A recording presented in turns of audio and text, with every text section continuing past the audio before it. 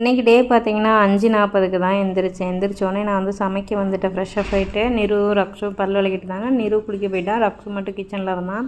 இப்போ நான் வந்து பாத்திரம் கழுவிக்கிட்டே இருந்தேன். டீ ஆற்றிடலாம் அப்படின்ட்டு. ஏன்னா எந்திரிக்கும் போதே தலை பாரம். நைட்டு தூங்கும் போது 12 மணி ஆயிடுச்சு. நைட்டு நிரு உடம்பு சரியாமல் ஹாஸ்பிட்டல்லாம் கூப்பிட்டு போயிட்டு வந்தேன்னா செம்ம டயர்டு.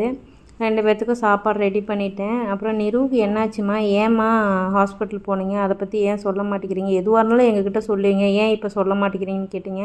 உங்கள்கிட்ட சொல்லக்கூடாதுலாம் ஒன்றும் இல்லை தங்கம், எனக்கு வீடியோ எடுக்கணும்னு அந்த நேரம் தோணலை, சொல்ல வேண்டிய சுச்சுவேஷன் எனக்கு அமையலை. ஏன்னா வீடியோஸ் நான் எடுக்கலை.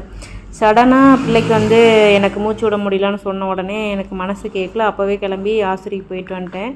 அங்கே போனதுக்கு சாப்பிடாதனால தான் இந்த ரீசன் சொல்லிட்டாங்க. ஸோ அதனால் மருந்து சிரப்பு எல்லாம் கொடுத்தாங்க. நைட்டு வந்து ஊற்றி விட்டேன். அவனுக்கு சிரப்பு குடிக்கணும்னா நிருவுக்கு வந்து ரொம்ப கஷ்டம். 3 வேளைக்கு சிரப்பு, 2 வேளைக்கு மாத்திரை கொடுத்தாங்க. 1 வாரத்துக்கு சாப்பிட சொல்லி.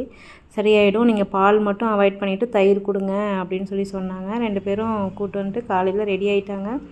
நானும் சாப்பாடு ஊட்டி விட்டே பட்டு உக்காந்துருந்தான். இப்போ ஓகே, நிரு கொஞ்சம் நல்லா தான் இருக்கான். 2 பேரும் காலேஜ் போயிட்டு வந்துட்டாங்க. சரி கொண்டு போய் விட்டு வந்தலாம். கொஞ்சம் அவனுக்கு குளிராக இருக்குதுன்னா சரின்னு மஃப்ளர் போட்டு வாடான்னு கூப்பிட்டு போயிட்டேன்.